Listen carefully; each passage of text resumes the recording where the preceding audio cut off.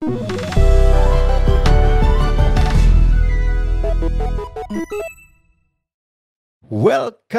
to Press Start, How to Become a Game Developers. I'm Adam Ardisasmita, CEO of Asosiasi and Vice President of Indonesia Game Association will be your host for this episode.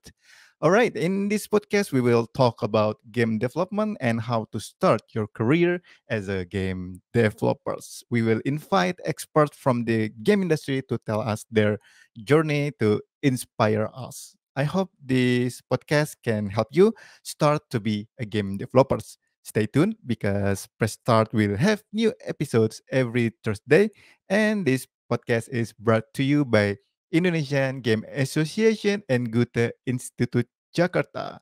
So, today we're having a special guest from UK. His name is Oscar Clark. He is a Chief Strategy Officer and co-founder at the Living Games publisher called Fundamentally Games. He has been in the game industry since 1998, and he helped developers, investors design, deliver, and monetize games. And he also wrote a book called Game as a Service. So let's welcome Oscar. Hi, Hey, Adam, how you Oscar. doing? I'm great. How about you? Not bad, not bad. Yeah, you just reminded me how old I am. By the way, Oscar, in what city are you currently? So I'm in a place called Aldershot, which is not the most salubrious of locations, but I'm about 30 miles away from central London, and I'm right next door. I'm basically part of a kind of like an area that's got Guildford. Guildford is famously the Hollywood of games. Well, we like to pretend it's the Hollywood of games, and it is genuinely one of the hotspots of particularly the UK scene. But it's one of the places where some of the biggest games you've heard of came from. So, really? Yeah. It's an amazing environment. So we've got EA there, we've got Epic there, we've got Supermassive Games there, we've got Media Molecule. The Halo games, the No Man's Sky guys are based down there. So, I see. I mean, this amazing kind of like melting pot of folks. So yeah, it's an interesting space to be in, and it's no longer the biggest hub in the UK. It used to be the biggest hub, but it is one of the most important ones, particularly because of the console scene, the history here of all of the kind of amazing developers.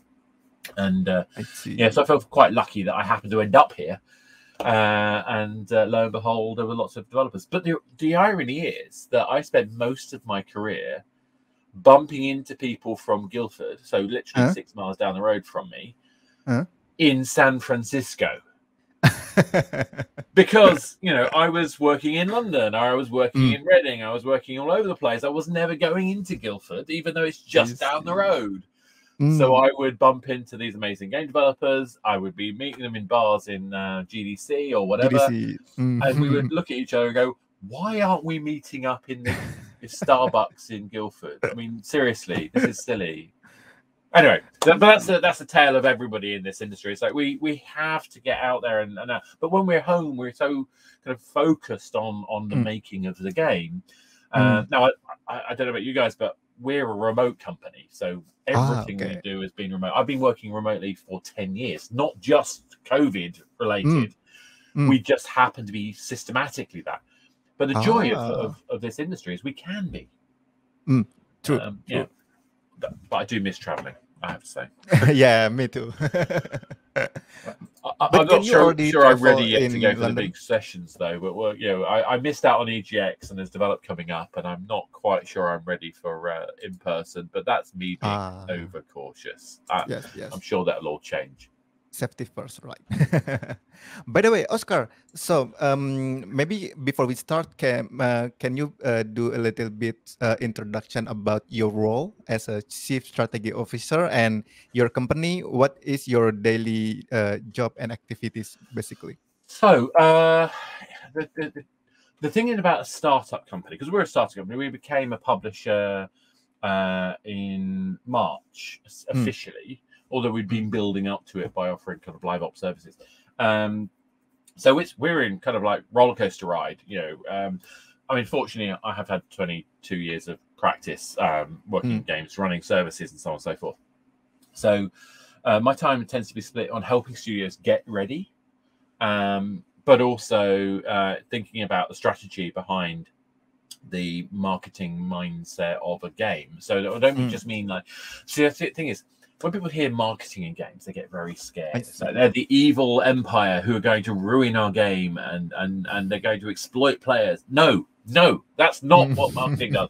And I'm a trained marketer, but I'm a designer as well. I'm a game designer. So I learned very, very early on. In fact, the first lesson I learned was identify and satisfy consumer needs. So why am I going on this long ramble to explain what my daily work is? It's because that is my daily work. Identify and satisfy consumer needs and help communicate that to whichever part of the team I'm working with. So if I'm working with a game studio and they don't know how to do monetization, then I'm going to be sitting there and saying, okay, this is how we look at the audience needs, because that's what's going to give you a game that's going to be satisfying. That players aren't going to sit there and hate on you constantly because you've ruined their game.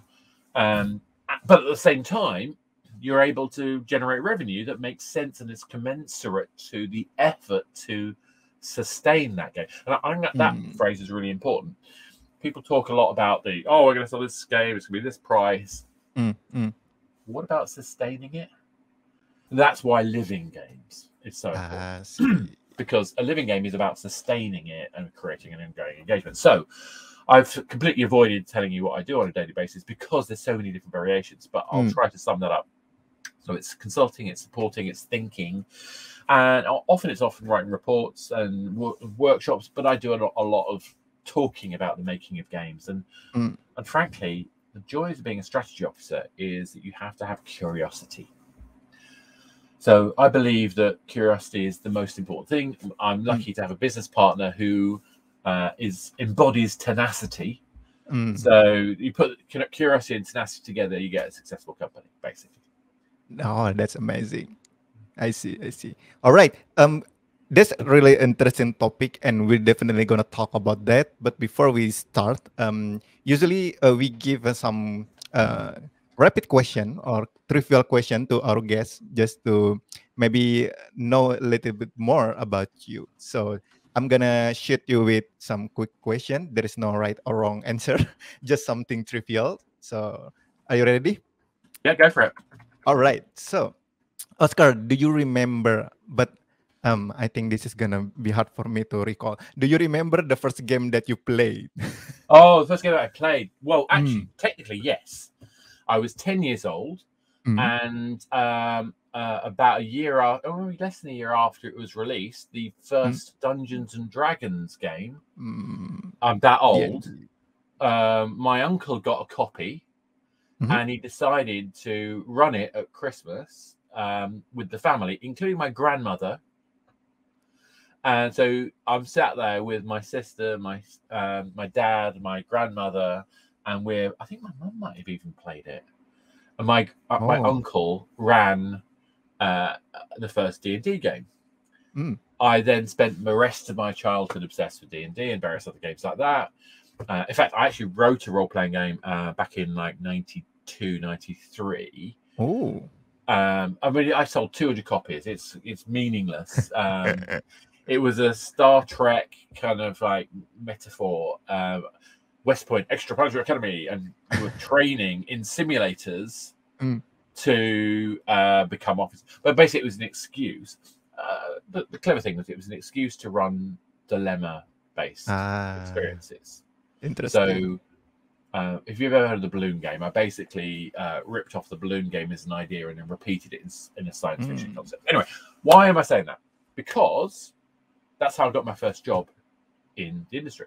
In fact, actually, to be entirely honest, my first attempt to get a job in games was when I was like 18. Just before I went to college, I spent too much time playing D&D and listening to heavy metal, and I consider that to be my training, because actually, it wasn't just D&D; it was also my friends had different PC type things at the time. So I had the Apple IIe with the coupler modem, and I was able to play Shades, which is one of the earliest MUDs online. That was an amazing experience. I could type, hit wizard with sword, and before I finished typing, because of the lag, the guy at the other end had already beaten me. But it was funny and interesting, and what an exploration. You see a White House in front of you. Do you go north? Do you go west? And having other people involved. So literally 1984 for me was the dawn of online gaming. But no one talks about that because the World Wide Web didn't exist then. I am that old. You didn't have web pages. You had bulletin boards. So first PC game. First game was D&D. First proper game. Do you know what? I couldn't tell you. Probably Space Invaders in a chip shop. Space Invaders. I loved Space Invaders. Gallagher. I got into trouble one time when I was on holiday. My family lived on the Isle of Man, and so we went to the Isle of Man every summer. And there was a particular thing where I got into trouble, and I hid in an arcade in Douglas on the High Street. It doesn't exist anymore. It's all banking institutes now.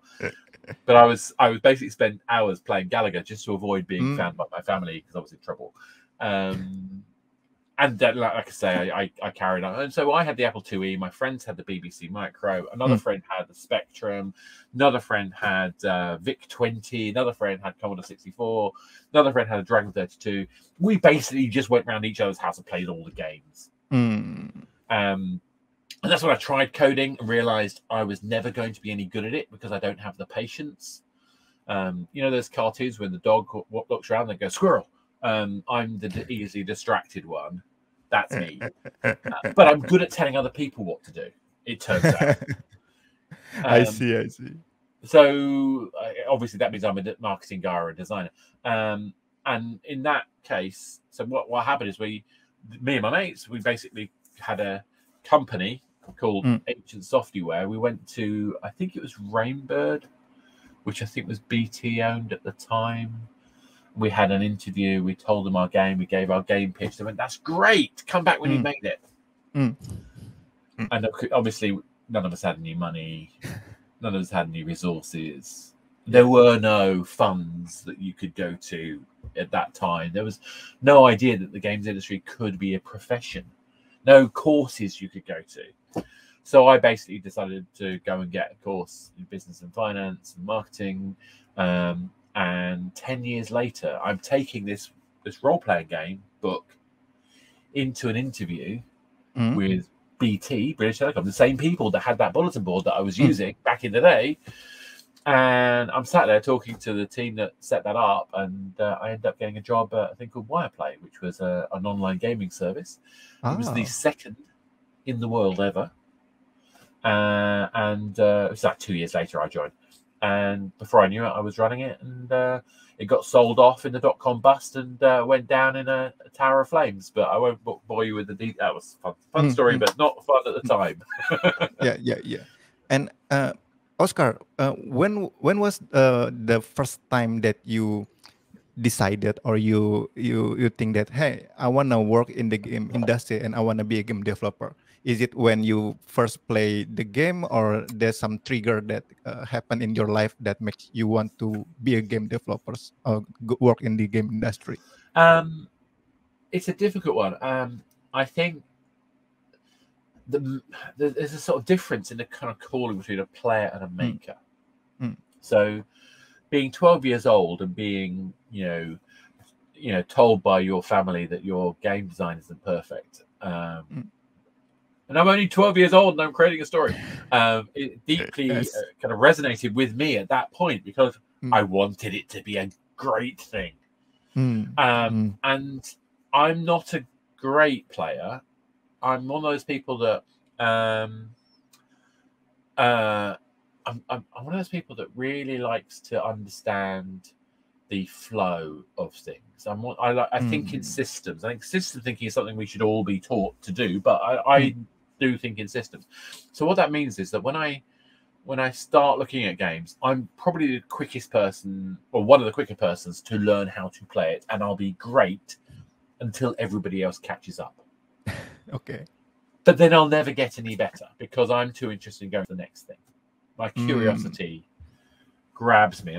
So I'm surrounded by board games. I'm surrounded by computer games, and what I do is I dip in, dip out, dip in, dip out, and I want to see what's the core mechanic, what's the context loop, what's the metagame, how do these things work. So I have an encyclopedia that's uncatalogued in my head of all of these game mechanics that can be applied in all sorts of different ways. I couldn't tell you where I've remembered them from because there are too many, there's tens of thousands of games I've played. And I'm learning in each one some nuance. And frankly, it's that mindset is what made me want to make games for a living. I couldn't make games for a living because I got turned down by that agency. So I had to find other ways to do it. Ended up building games in my spare time, board games in this case, and taking them around conferences and conventions. Okay. And this, I suppose, is if there is a metaphor in all of the stuff I did, because frankly, we're in a much better place because there is an industry now. There are routes to market. There are training courses. There are sort of educational paths. There's all sorts of means, game jams. There are all sorts of ways you can get exposed early to making games, which were not available when I was younger. But what is, I think, useful from what I learned is you need a vision. You need a direction. So it's not that you say, I want to work in the games industry. You have to sort of think about it in terms of, I am going to work in the games industry, and it looks like this. So you need enough space in there. It's a bit like the directions to Neverland in Peter Pan. Their second star to the left and straight home till morning. It's not a place, it's a direction. So if you think of it that way, what you're doing is I'm going to be a game designer over there. I'm going to make great games. How am I going to do that? Well, I'm going to do that by looking at where I am and taking the opportunity that gets me closest to that. So I decided to do business and finance. Why? Because then I think if I had a profession, I could go spend the money on my hobby and making games, and then maybe eventually I'll be able to make it. So that got me a little closer. Then I worked out that marketing was actually about a way of thinking about audiences and a way about converting an audience into a revenue, which means that if you could do that in a game, then I could be more successful. Okay, now I've got another direction twist. And then it's a bit like sailing against the wind. You're jibing and you're tacking against the wind to go in the direction that you need to go in. And that means that you're constantly learning, you're constantly moving forward. You may not always be going in the exact direction you'd like to, but you're using the wind direction, or the environment, the climate around you, to help you get to where you need to be. I see. So the summary of that is, don't assume you're going to get there straight away. Be prepared to look at where you are and what gets you closest to what your goal is. In your case, back then when you trying to go into the game industry, do you have like some kind of role or company that you really want to work there, or you want to I want to be the best game designer, I want to be the best game artist, or something like that in your mind that keep you driving? The question you got to ask yourself is why. So what? There's a technique called the 5 whys, which is very useful, I think. I don't always do it, and I know I should. But basically, ask yourself, so what? I want to be a great designer. Why? Why do you want to be a great designer? What is a great designer to you? What is it? Why is that important? Why does that matter to you? What is it about what you are as an identity, as a person, as a consciousness, as a emotional driving machine, for whatever better phrase? What is it you're doing that for? I don't think it's good enough to say I want to be a great game designer. I think you have to know what that means to you. I see. And that's really interesting. That information is what allows you to make the call. This opportunity here, this opportunity here. This opportunity looks like the best paid one. This opportunity looks like the one that might put you in a position where you can make the next choice.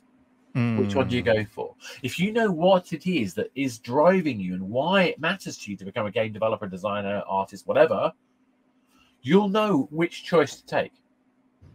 That's really interesting. None of those choices are absolute.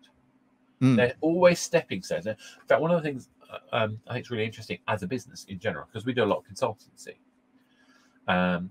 So we try to help studios who maybe we won't publish, and we get paid for that. But we only want to do that where we're going to learn something. So it's not good enough just to be paid. We want to be able to add value, obviously, because why would you do a job if you can't add value? That's just craziness. But secondly, we want to learn from it. We want to explore something through that process. Now, it could also be a relationship thing. I mean, there are good reasons where, you know, you've got a guy that you admire, that you want to kind of connect with, and you may want to work with them to support their journey. That is perfectly valid. Obviously, your time and effort is worth something, so be rewarded for that appropriately. But it's an equation of more than one vector. I think that's a really important thing. In fact, actually having multiple vectors is something I think is important in game design generally. The more we think about scissors, paper, stone, the more it's a great metaphor for how we should look at all of these life decisions as well. You know, think about the pros, the cons. Life is not just binary. Yes. I think that's a great takeaway to all the audience right now who is listening and start thinking their career to start in the game industry. I think you can start looking at not only what kind of role that you want to be in the game industry, but the reason and the what you mentioned, the why you choosing that path, and that will help you going into one choices by one choices is become easier. That's really interesting. Yes. And Oscar, I know you mentoring some game developers in Indonesia and also some in Southeast Asia. Yeah, that's right. Yes. I've also working with a team out of a Japanese Tokyo-based accelerator as well. So I have a habit of I enjoy mentoring tremendously. So I have a habit of volunteering myself and getting involved with projects wherever I can. Yes. Do you see any like measure like the state right now, especially in Indonesia or Southeast Asia, compared to like more mature country like in UK or like in US? Do you see like maybe the condition in Indonesia or Southeast Asia right now is something that happened in your country maybe 10 years ago, and we're like, where is the position if you can measure the It's region? difficult. So the Indonesian team I'm supporting is the IGDX, I think that's right, yeah. And they're supported by the Indonesian government. I'd previously several 5 years ago, I think it was 5 years, something like that. I was involved with game founders. In fact, I'm still technically involved with game founders. They haven't run recently, and they were running out of Kuala Lumpur in Malaysia. So there have been a number of these kind of acceleration programs. The game founders one was inviting teams from all around the world to come to Kuala Lumpur. That worked quite well. They had around 8 teams each time, and generally those were teams that already had some experience, but they were given an environment, not a huge amount of experience, not successful yet, but they had a game. It was an interesting game. They were brought into a space. They got to have a collective working environment in a physical space. Then they got people like me flown over to spend 20 minutes with them each. Doesn't sound like a lot, but there's an amazing amount you can get through in those 20 minutes. But the really interesting thing for that particular accelerator was it was about building a network. So each one of those teams managed to connect with about 50 to 100 mentors who included some incredible investor types, included some people who were legends, absolute legends. I mean, I'm a Z-list celebrity in comparison. You know, some amazing people, and get all these different perspectives on the industry. So that was how that one worked. The one I'm doing with the IGDX is I have 3 teams. I'm spending 45 minutes over, I think it's 8 weeks, where I'm taking them through. In my case, I'm taking them through a design process, a strategic design process. That's my choice of how to do it. Other teams are doing it differently. Other mentors are doing it their own way. But again, so you're going to get, I think I've got 2 mentors in each of these programs, and they're getting these intense experiences and relationship building. But in those cases, it's more directed. So how do we get this game idea to market? That's really the crux of it. So each of these accelerators, each of these processes are very different. But the fact that these exist in Indonesia is really good. We don't have one like this at the moment in the UK, although we have had similar. There are game hubs in the UK nowadays, and there have been for quite a while, but they have ebbed and waned over the years. Obviously, in the pandemic era, not been so great. What we have in the UK that's interesting is a video games tax relief, which means that there's a tax, you can recover tax spent on your spending. Well, you can recover an amount on your spending based on the fact that it's video games. That's fantastic. It's really, you know, there aren't enough ways to get you investment to get that in at the early stages, I would argue. I think we're still kind of a little lacking in that space. But there are obviously opportunities, and there, you know, if you happen to have a game that has potential, we have these, you know, institutions and groups and organizations who are willing to help accelerate games that can prove they've got data. So there is a working active ecosystem in the UK, and I think what's interesting is how global the games industry is. So I've known Agate in Indonesia for quite some time. One of the guys there actually backed one of my Kickstarters about 5 or 6 years ago. Oh, really? Which yeah, one? so very, very kind of them. I did a Kickstarter based on a game called The Rocky Horror Show. Unfortunately, the game didn't work out. Long story. But it was, so what they did is they actually bought a day of my time. So I basically spent time talking them through various games issues, and it turns out that one of the guys, Andrew, is one of the main contacts I have on one of my mentees, who happens to be Agate. So it's kind of fun how you get organizations like that who have been quite successful, and they are a great team, and they're still sending their teams to learn. I think that's really healthy. That's really healthy.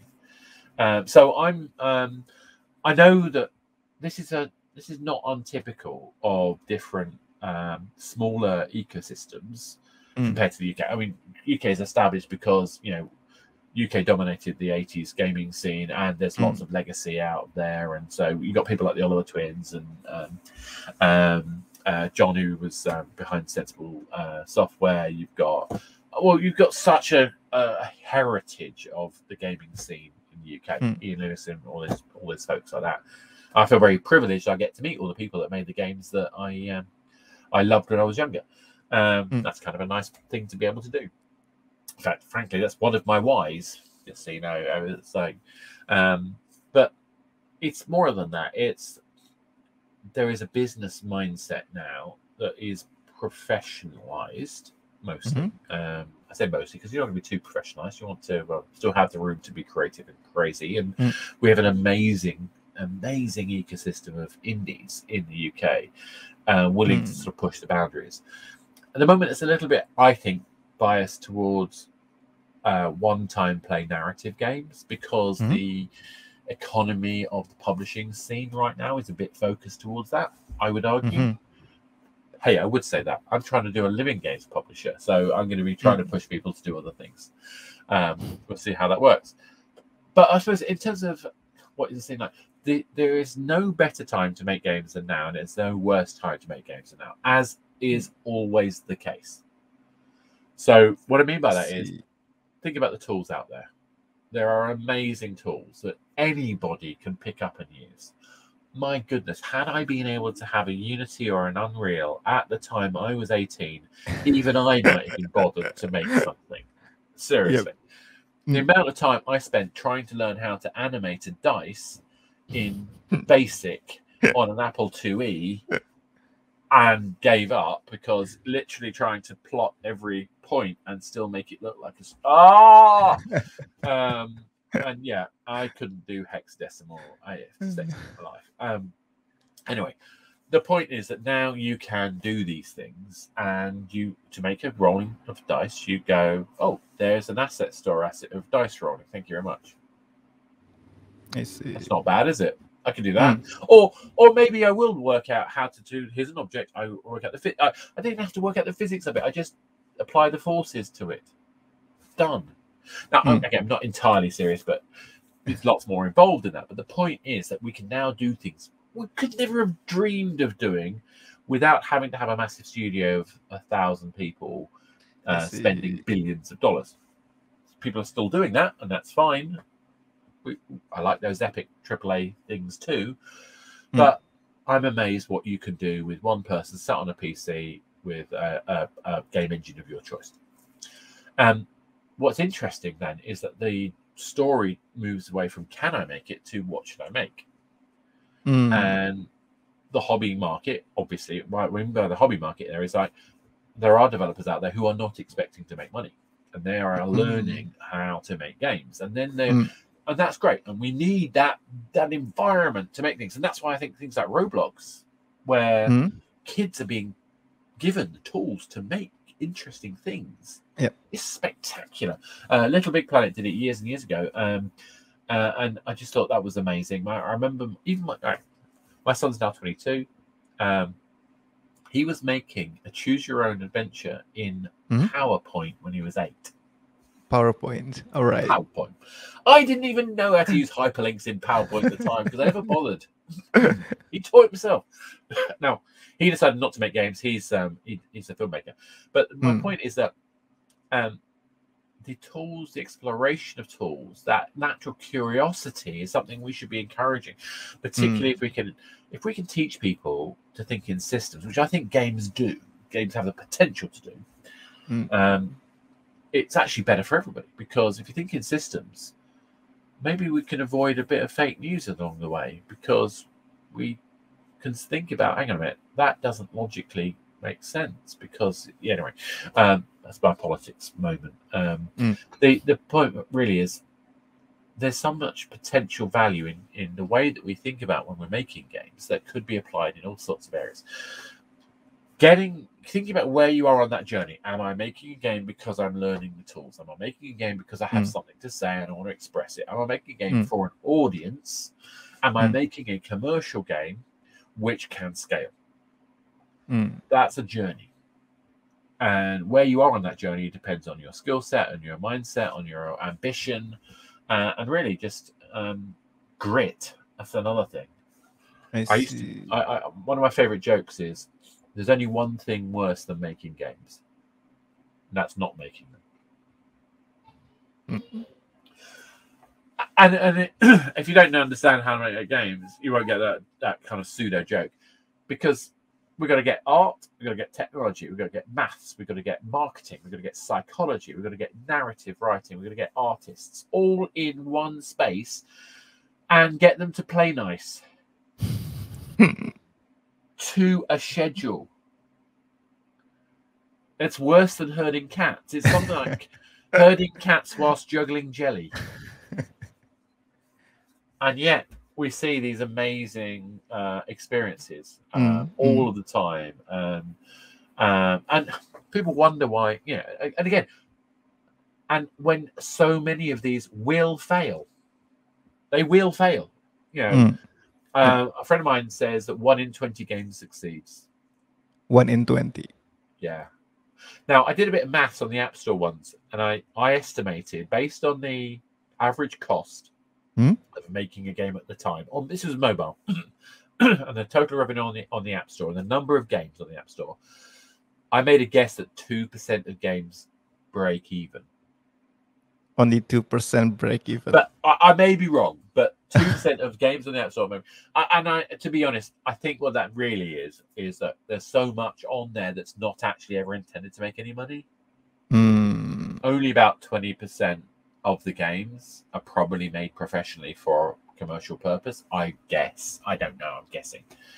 And if that's the case, then we're talking about, a lot better in terms of the odds, but still, to quote Mythbusters, my two favorite quotes of Mythbusters are: one, failure is always an option, but it's never failure if we're learning.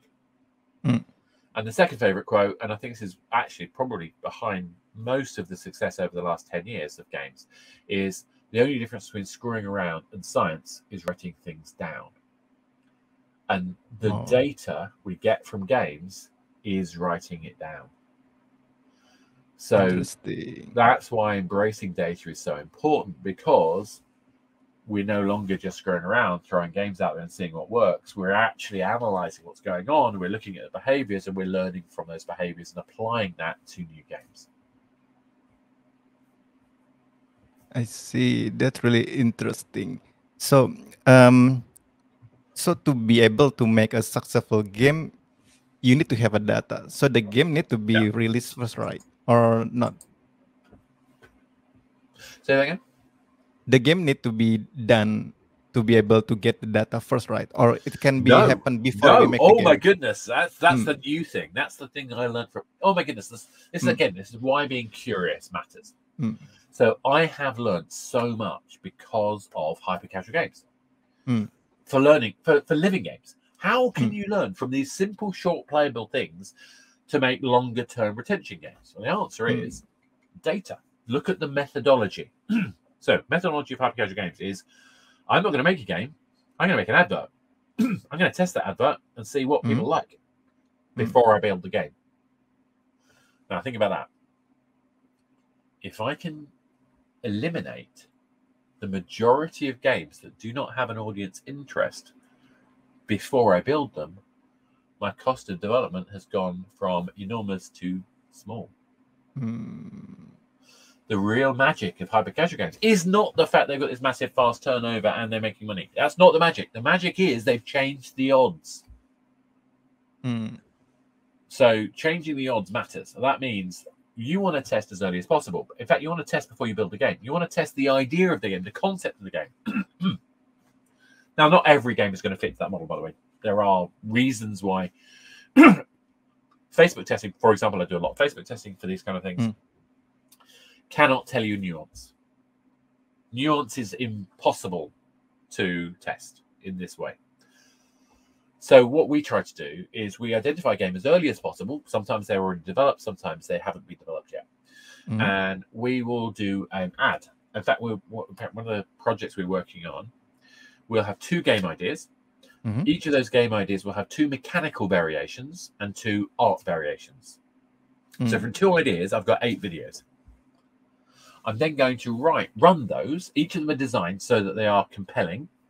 And they're about, let's pretend this game is actually existing. And then we will run it as an ad, have a button that says download, and that button takes you to a website saying sign up for more information about this game. I see. Now, it is not a perfect, you're not going to get these numbers in your final game necessarily. It's not a perfect proxy for that, but it's not a bad indicator of interest.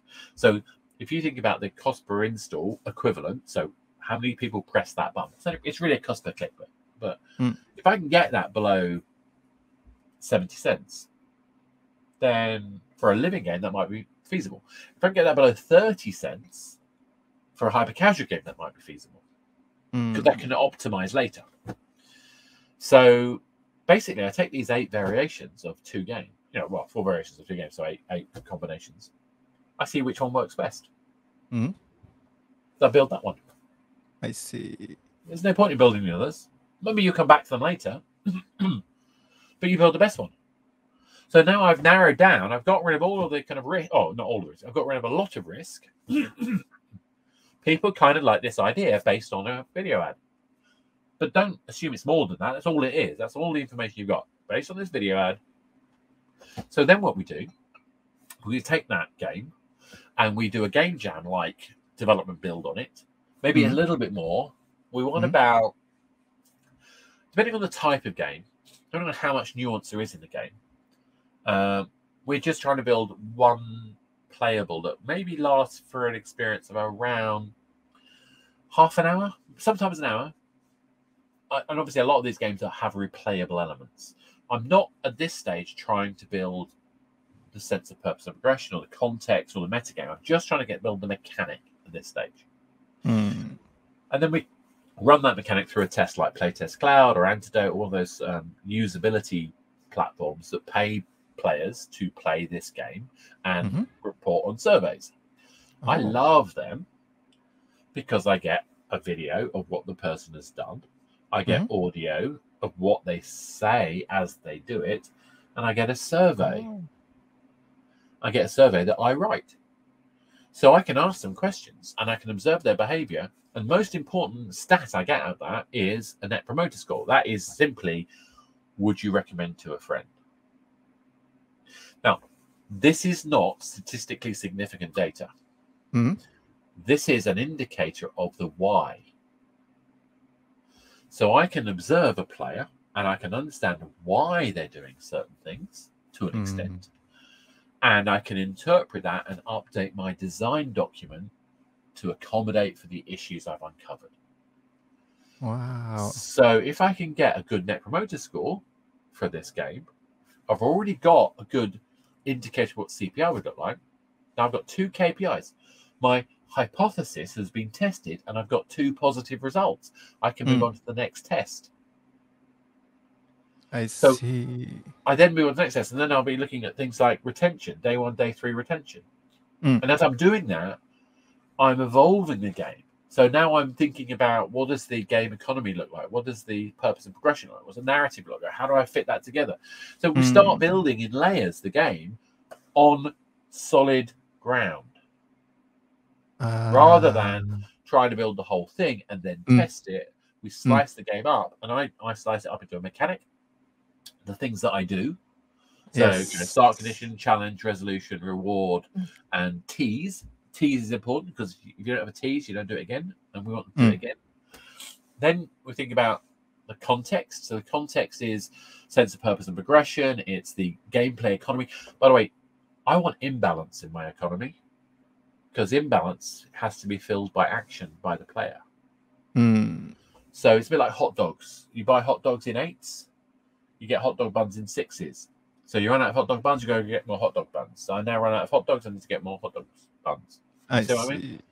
That imbalance in games like, I don't know, let's say Don't Starve. Think about the imbalance in Don't Starve. Think about the imbalance in The Long Dark. Think about the imbalance in Fallout 76. I could continue. There are lots of games where that imbalance, that maintenance experience, that grind, is what sustains the player's momentum and provides a natural barrier for them to do the missions, which means that the gameplay lasts longer, but it's also more satisfying because I've had to build up the resources, which I then gone and spent on doing that mission. And then I can see, because of how much time it took me to build up those resources and how much I've used up, just how much effort that was. That gives me a sense of purpose and progression, because I can see how far I've come and how effective I've been. That's what retention looks like. If you chuck narrative into that as well, that can be really useful. But that's just your context loop. And now people often call that the metagame. Don't. It's not the metagame. Metagame is the things that aren't the game. That's what meta means. So I'm interested. I do kind of play around with that language a bit. So I'm interested in social collaboration. I'm interested in competition. I'm interested in the lifestyle of the player, not just when they're playing our game, but where the game fits into their daily routine. I'm interested in the effect of the device they use to play the game. Because when I play on a controller, it's different from mouse and keyboard. When I play on a PC, it's different from playing on a console. When I play on a mobile phone, it's very, very different from playing on a tablet or a Switch. All of these things have different moments and modes of use that affect the experience. And whilst I love cross-play games, you have to consider those modes of use and the lifestyle fit, the daily routine fit in your game design. That's not the pixels. That's the context of the game in the world. That's the metagame. So I think about all that kind of stuff. Like, why would anyone stream your game? That's an important thing we should be thinking about in the metagame. So, as I say, we're building up games nowadays, or at least my philosophy of game development is test before you build. Your game is a hypothesis. Build it in layers and design tests that allow you to get better and better and better. But don't fixate on the numbers.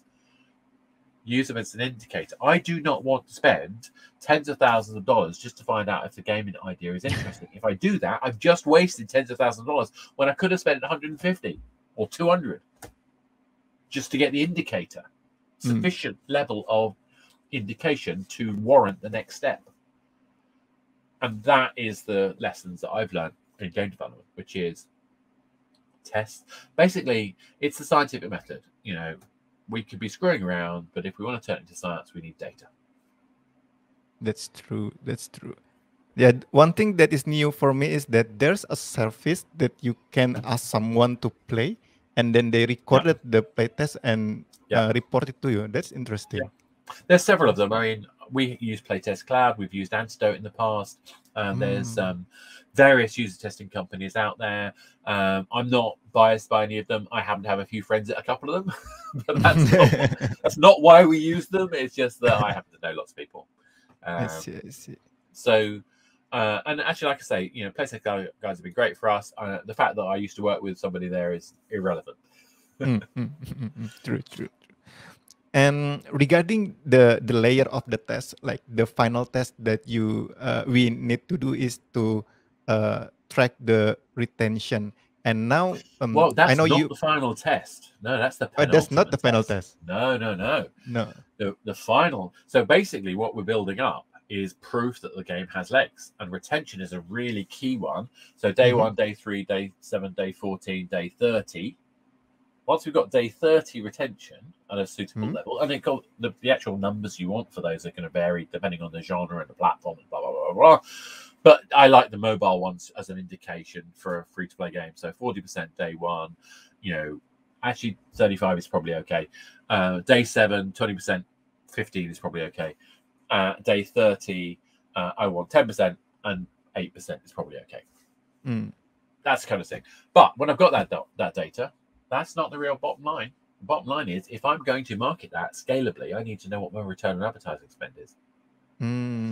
Even on PC. And you can't really do direct response ads on PC.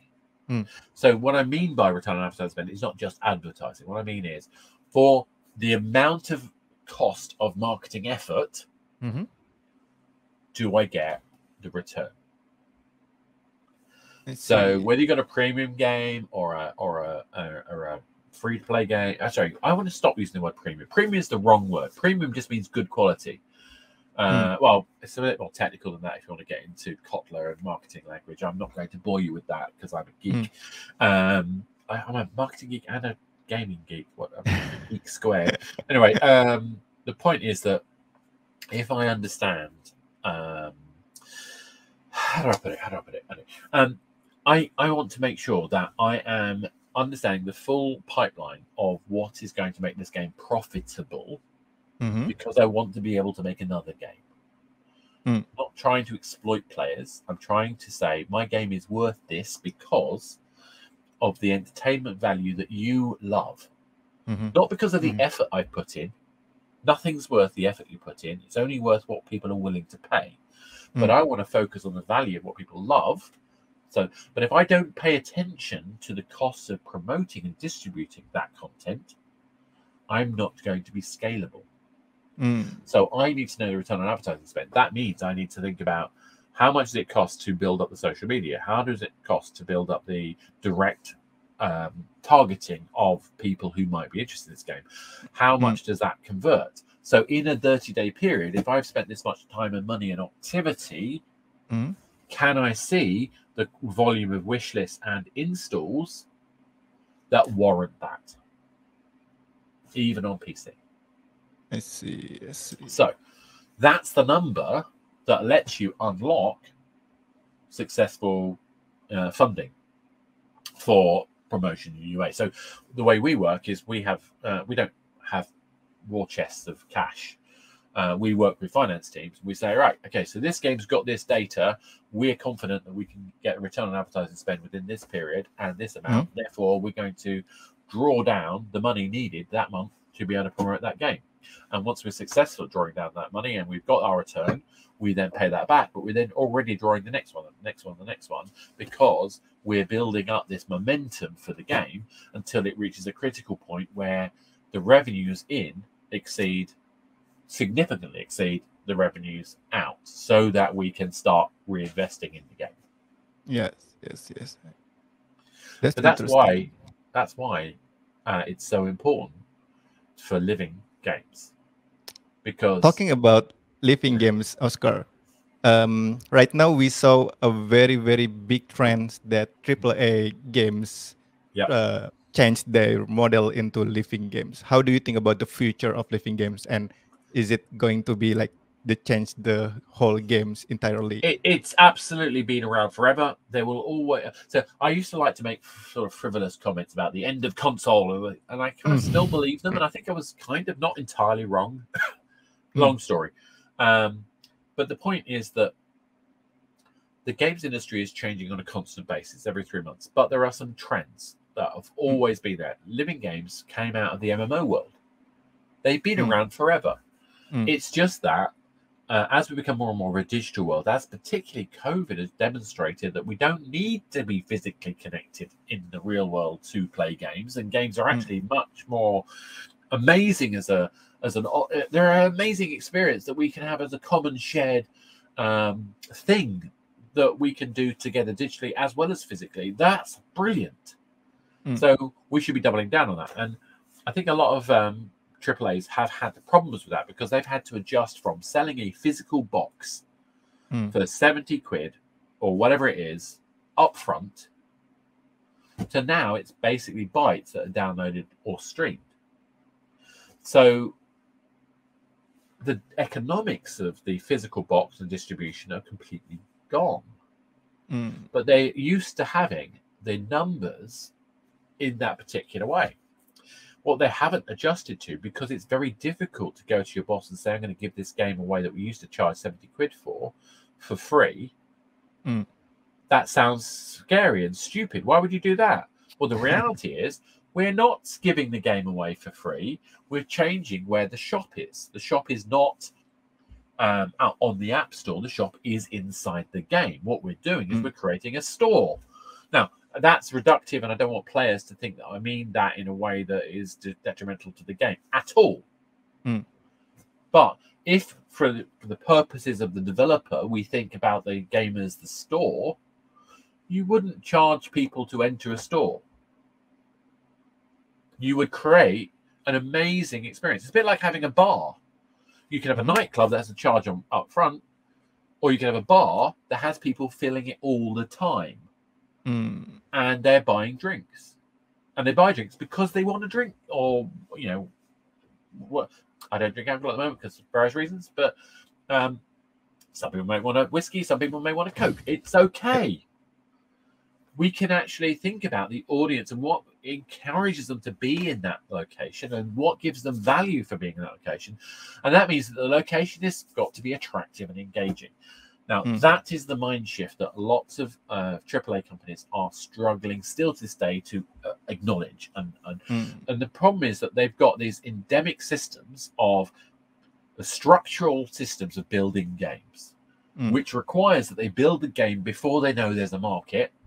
And there's lots of sunk cost in that game for them to transition to a service-based offering, which really is about creating a minimum viable promise. The smallest thing, not the biggest thing, the smallest thing you can build that demonstrates the value and engages the player. That's why they struggle. They've got to completely change from building this behemoth to building this nimble, lean, gorgeous, delightful space. And the fact is that, we've only been doing this 20 years. Oh wait, if only someone wrote the book on the subject. Yes, we Okay, need I'm to read that. joking, and but the thing is that there will always be a delight in going to play the AAA game. There will always be a delight in having a game that we can engage with and sustain. Not every game is going to be sustaining every player for decades, but there are some out there that can. And the thing is about understanding, again, let's go back to the beginning. And I think this is really probably the best way for me to sum up. As I said at the beginning, understand why you want to be a developer. Why do you want to be a designer? What is it that matters? And don't just accept the first answer. Really get into it. Ask the 5 whys. And that's what game studios need to be doing about what the games they should be making. Why do you exist as a company? What is it that really makes it worthwhile for you? And it isn't just money. If it's just money, you're in the wrong business. Go and be a banker. You can make much more money that way.